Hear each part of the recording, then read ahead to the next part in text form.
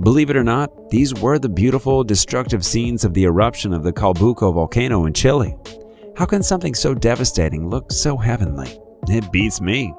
Although this isn't a tourist spot, not that you'd want to visit anyway, the Calbuco erupted for the first time since 1972 in 2015, vigorously spewing ash and pumice for at least 90 minutes before the lava flow was observed from the main vent. Luckily, the surrounding villages were evacuated in time and all nearly 2,000 people were reported to be unharmed. However, the ash rose at least 15 kilometers above the volcano. Simply amazing.